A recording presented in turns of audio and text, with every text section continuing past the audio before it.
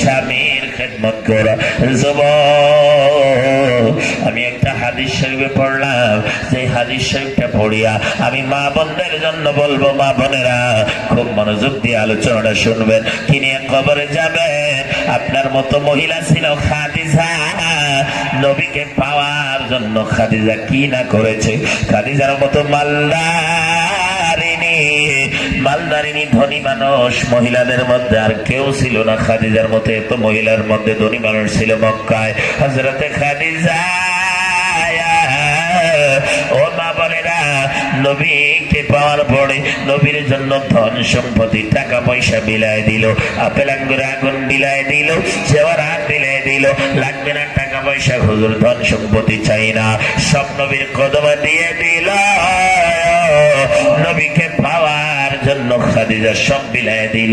আমার আল্লাহ খাদিজাকে কবুল করিয়া নবীর বিবি বানাইয়া আল্লাহ কয়, খাদিজা তোমাকেও আমি ভালোবাসি। ওই খাদিজা কবরের ভয়ে কান্দে, জাহান্নামের ভয়ে কাঁদে। আর আজকে আমরা মানুষ হইয়া আমাদের কোনো প্রমাণ নাই, এভিডেন্স নাই, দলিল নাই, জান্নাতে কি নিয়ে যাবো তার দলিল বানাইতে পারলাম না, এভিডেন্স বানাইতে পারলাম না, খবরে কি নিয়ে যাবো তার কোনো প্রমাণাদি আমাদের কাছে নাই। খাদিজা অনেকগুলা প্রমাণ থাকা সত্ত্বেও চোখের পানি ফেলায় কান্দে। মা বোনেরা গো, খাদিজা কেমন ভালোবাসতো, নবীকে না খাওয়ায় নিজে খাইতো না, নবীরে তো ভালোবাসা দিত।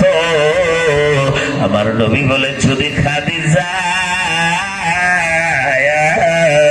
তুমি আসিয়া ইসলামের মধ্যে অনেক হারে মেহনত করেছো, তোমার জন্য অনেক মানুষ, অনেক ইসলামের উন্নতি হয়েছে। খাদিজা তুমি আমাকে অনেক ভালোবাসা দিয়েছো, মা যখন আদর করে নাই তুমি আমাকে আদর করলা। খাদিজা রে, কি চাও? খাদিজা একদিন রাত্রে বেলায় আমার নবীজির কদমে চুমা খায়, আমার নবীজির কদম মালিশ করে। আমার নবী কয়, খাদিজা তুমি কি চাও? রাত্রে গভীর রজনীতে এইভাবে কাঁদো। খাদিজা কই, নবী গো আমি কিচ্ছু চাই না, কবরের কথা আমার মনে হয়েছে। হুজুর আমি যদি আপনার আগে মারা যাই, আপনার আগে দুনিয়া থেকে চলে যাই, ওই কবরে আমি একা একা কেমনে থাকবো হুজুর? নবী গো আমি কেমনে শুয়ে থাকবো কবরে? কবরে আযাব দেখে অনেক ভয় করি, অনেক ডরাই। এই প্যারে মুসলমান, খাদিজা নবীর বিবি হইয়া কবরের ভয়ে কাঁদে, জাহান্নামের ভয়ে কাঁদে। আজকে তুমি, আরে তোমার স্বামী কি করে তুমি তো জানোই, তোমার কোন এরকম প্রমাণ নাই যে স্বামীর দোহাই দিয়ে তুমি পার হয়ে যাবা। কেন কাঁদো না? কেন চোখের পানি ফেলাও না? আওয়াজ দিয়ে বলেন, নবীর ভালোবাসায় কান্দার দরকার আছে না নাই? সেই নবীর দরুদ আল্লাহ নিজে পড়ে, ফেরেশতারা পড়ে, তাসবিহ তরলতা নবীকে সালাম জানায়। আওয়াজ দিয়ে বলেন, ওই নবীর দরুদ শরীফের দরকার আছে না নাই?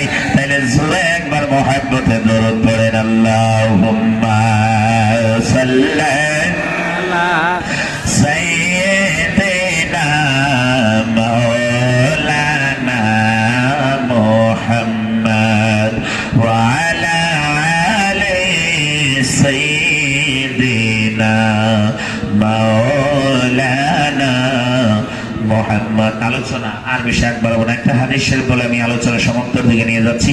রাত পরে 10:30 হয়ে যাচ্ছে, বেশি সময় মানুষ থাকেও না, আর বেশি সময় ভালো লাগে না। ফজর নামাজের খেয়াল রাখা উচিত। সব মিলাই কথা, স্বামী স্ত্রীর বিষয় নিয়ে একটা হাদিস শরীফ।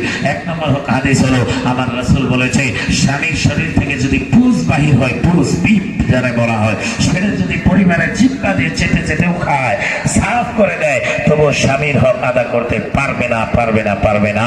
স্বামী মহিলাদের জন্য, স্ত্রীর জন্য, পরিবারের জন্য জান্নাত হলো স্বামী, জান্নাত হলো স্বামী, আবার জাহান্নাম হলো স্বামী।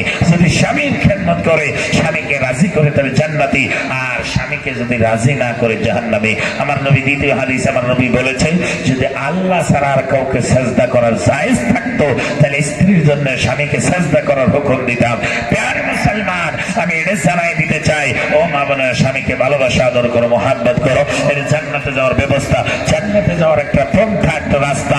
প্যার মুসলমান, আপনাদেরকে বলবো, আপনারাও নিজের পরিবারকে ভালোবাসেন, নবীজি ভালোবাসছে, আপনারা মোহাব্বত করেন, তাহলে আপনাদেরকে ভালোবাসবে। প্যার মুসলমান, আমরা হাত তুলে বলেন, নবীজির ভালোবাসা চাই কি চাই না? বন্ধুগণ আমার, আমি বলছি, একটা আয়াত শরীফ পড়ছিলাম, খালাকাল মাউতা ওয়াল হায়াতা লিয়াবলুয়াকুম আইয়ুকুম আহসানু আমালা। আমরা ভালো আমল নিয়ে যাতে আল্লাহর কাছে যাইতে পারি, এই মৌত, এই হায়াত বানায়েছে আল্লাহ, হায়াতের মালিক আল্লাহ, হায়াত সৃষ্টি করেছে আল্লাহ, মৌত সৃষ্টি করেছে আল্লাহ। আল্লাহ কয়, তোমরা কেনা আসো আহসান আমল নিয়ে, ভালো আমল নিয়ে আমার কাছে আসো। তার সাথে নবীকে ভালোবাসবেন, নামাজ পড়বেন, রোজা রাখবেন, পর্দা বসে চলবেন, মা বাবাকে ভালোবাসবেন।